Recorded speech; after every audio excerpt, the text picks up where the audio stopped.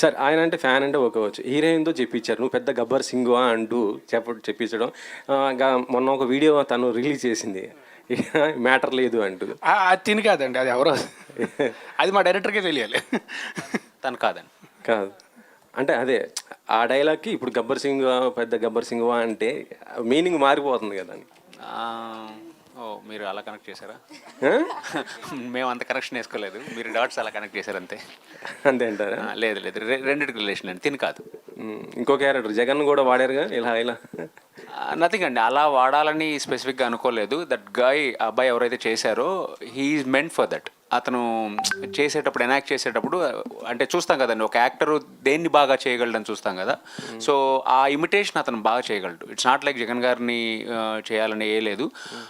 ఇప్పుడు మనం ఎప్పుడు చూసుకున్న ఒక యాక్టర్ లైక్ చిరంజీవి గారిని బాగా ఇమిటేట్ చేయగలరు అన్నప్పుడు అరే భలే చేస్తున్నావు చిరంజీవి గారి లాగా ఒకసారి చెయ్యి అని ఉంటాం కదా. అలాగా వాట్ యూ కెన్ డూ అని అన్నప్పుడు హీ డిడ్ ఇట్. అరే భలే చేస్తున్నావా ఇది అని చెప్పి చేయించడం తప్పితే ఇట్స్ వాంటెడ్గా అది పెట్టాలని లేదు. దట్ గై అంటే మాకు అక్కడ ఏంటంటే మీరు చూసినప్పుడు అతను ఒక విధంగా చెప్పాలి, మిగతాదంతా చూసుకో. అది రెగ్యులర్గా చెప్పామనుకోండి ఒక రెగ్యులర్ డైలాగ్ ఉంటుంది. అతను అలా చెప్పాడు కాబట్టి and he meant for that కాబట్టి అది పెట్టాల్సి వచ్చిందండి. మారుతి గారితో చేయటం అంటే ఆయన ఎలా యాక్సెప్ట్ చేశారు? అంటే ప్రభాస్ గారి సినిమాతో బిజీగా ఉన్నారు కదా. వెరీ బిజీ అండి. అంటే ఎంత బిజీ అని అంటే మేము వెళ్ళాలంటేనే కొంచెం భయపడతాం, అయ్యో ఇప్పుడు ఆయన్ని ఎలా టచ్ చేయాలి, ఆయన చాలా హీటెడ్గా ఉంటారు అక్కడ, చాలా బిజీగా ఉంటారు. కానీ ఏంటంటే ఒక గొప్పతనం ఏంటంటే మారుతి గారి దగ్గర అంటే ఒక మహాసముద్రాన్ని చూస్తూ పిల్ల కాలువలన్నీ కలుపుకుంటారు కదా, ఆయన ఆ టైప్ అండి. మమ్మల్ని అందరినీ ఇలా కలుపుకొని like industry need to grow, చిన్న సినిమాలు రావాలని చెప్పి ఆయన ఆ thought process is very good. And మాలాంటి వాళ్ళందరికీ లైఫ్ ఇచ్చే ప్రాసెస్ అది. So we should appreciate it. Thank you అండి. సార్ రాజస్థాన్ గారు, అండి గత 2 నెలల నుంచి ఇటు మీడియాలో కావచ్చు, ఇటు థియేటర్కి వెళ్తే కావచ్చు, మీరే కనిపిస్తున్నారు ఎటు వచ్చిన. Thank you. గత 2 నెలల కాలంలో వరుసగా 3వ సినిమా ఇది. ఇట్లా బ్యాక్ టు బ్యాక్ వెంటనే రావడం, అంటే సినిమా మధ్యలో కనీసం ఒక 4 రోజుల గ్యాప్ అని ఉంటే బాగుంటుంది. మరి 1 వీక్లో వచ్చారు లాస్ట్ టైం మీరు.